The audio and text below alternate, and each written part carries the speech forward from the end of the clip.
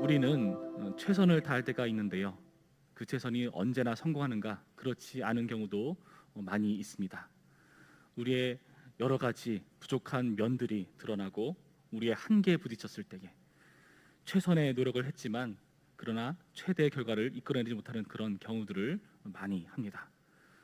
그래서 우리는 의지할 대상이 필요한 거죠. 우리가 오늘 읽은 본문에서도 정말 최선의 노력을 기울였는데 한계에 부딪히는 한 장면을 우리가 확인해 볼 수가 있습니다. 바로 아사 왕의 모습인데요.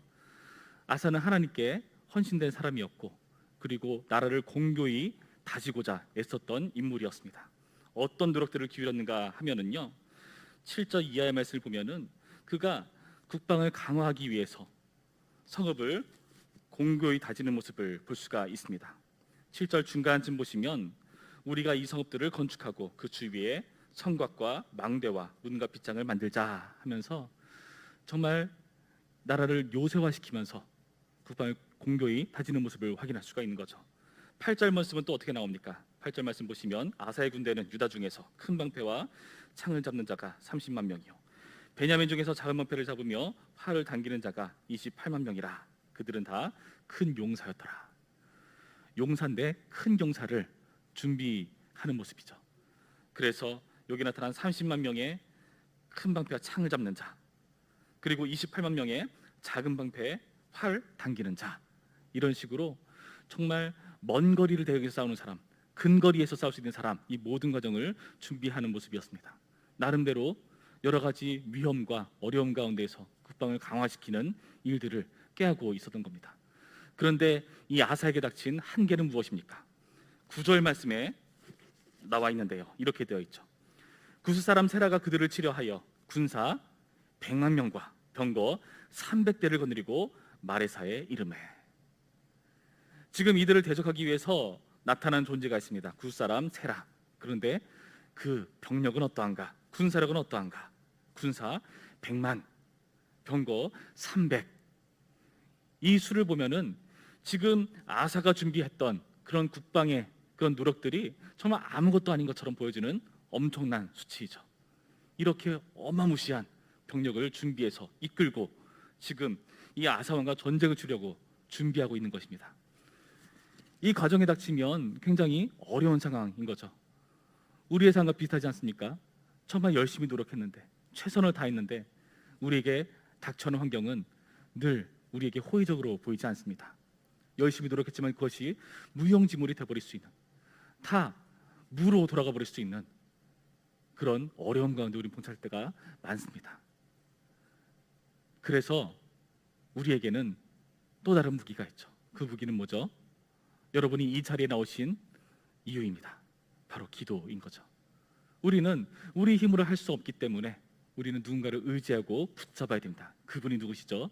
바로 하나님이신 겁니다. 아사왕도 하나님께 신실했던 왕이었기 때문에 어떻게 하는가? 하나님을 붙잡습니다.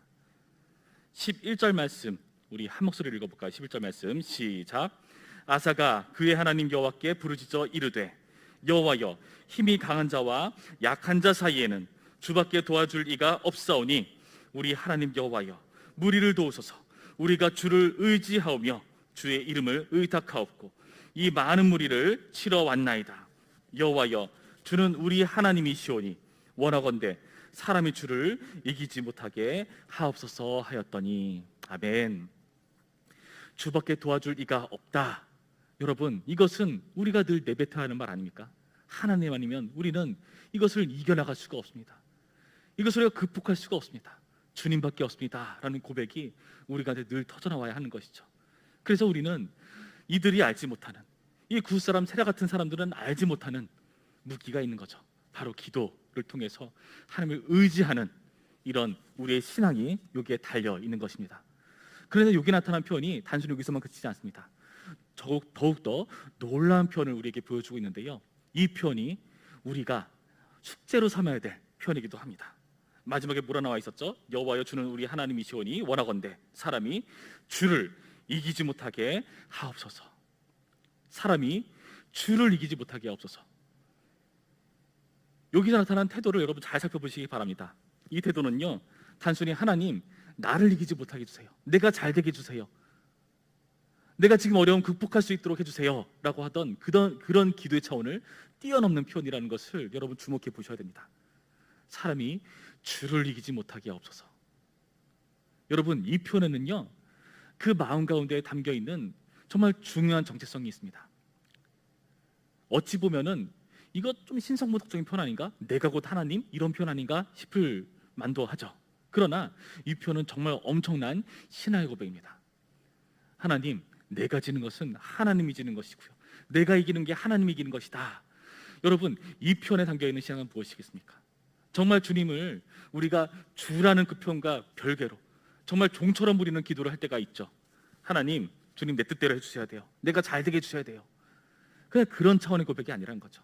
정반대의 태도입니다. 내가 정말 하나님과 합했는가? 하나님과 내가 하나 되었는가? 이 확신이 이런 표현을 이끌어낼 수가 있는 것입니다. 이 표현이 이 기도에 능력이 있게 만드는 것입니다. 여러분, 우리의 기도에 이러한 능력이 담기길 소원합니다. 우리의 기도가 하나님과 하나 된, 내 뜻이 곧 하나님의 뜻과 동일한 그런 놀라운 신앙인으로 우리가 더욱더 온전해지기를 간절히 원합니다. 여러분, 여기 나타난 사람이 주를 이기지 못하게 하옵소서, 이렇게 자신하면서 표현할 수 있었던, 그렇게 기도할 수 있었던 근거는 무엇일까요? 지금 이 아사는요, 하나님과 나를 동일시할 수 있었던 이유가 있습니다. 그것은 무엇인가? 바로 7절 말씀을 더 자세히 보시면 이렇게 나와 있죠. 함께 볼까요? 아사가 일찍이 유다 사람에게 이르되 우리가 우리 하나님 여호와를 찾았으므로 이 땅이 아직 우리 앞에 있나니, 우리가 이 성읍들을 건축하고 그 주위에 성곽과 망대와 문과 빗장을 만든 자, 우리가 주를 찾았으므로 주께서 우리 사방에 평안을 주셨느니라. 지금 이 아사가 그동안 평안을 누렸었고 승승장구했었던 이유는 무엇이었습니까? 우리가 주를 찾았으므로. 여기서 주를 찾는다는 의미는 무엇일까요? 내 뜻대로 하나님을 쓰기 위해서, 내 뜻대로 하나님을, 나의 뜻에 맞게 하나님을 움직이기 위해서, 그런 의미가 아니죠. 주를 찾았다는 것은요, 정반대의 편입니다. 우리가 주님께로 나아가 주님처럼 살기 위해서, 주님께서 원하시는 바를 찾기 위해서라는 뜻과 동일한 겁니다. 그 표현을 우리가 어디서 알 수 있는가? 4절 말씀입니다. 우리 4절 말씀 다시 한번 한 목소리로 읽어볼까요? 4절 말씀 시작. 유다 사람에게 명하며 그 조상들의 하나님 여호와를 찾게 하며 그의 율법과 명령을 행하게 하고. 아멘. 여러분, 여기 나타난 하나님 여호와를 찾는데 그 하나님 여호와를 찾는 방법이 무엇입니까? 그냥 하나님, 우리가 하나님 정말 필요해요, 하나님이 있어야 내가 일이 잘 풀리겠어요, 그 천으로 찾은 게 아니라는 거죠. 그 뒤에 무엇이라 나와 있습니까? 그의 율법과 명령을 행하게 했다. 하나님의 율법과 명령을 행하게 했다. 여러분, 이것이 스스로를 하나님과 동일시할 수 있었던 그런 자신감 있는 기도가 나올 수 있었던 이유였습니다. 하나님, 우리가 하나님 뜻을 행합니다. 우리가 하나님께서 기뻐하신 뜻을 이루고자 합니다. 우리가 뜻하는 바가 하나님과 뜻과 동일합니다.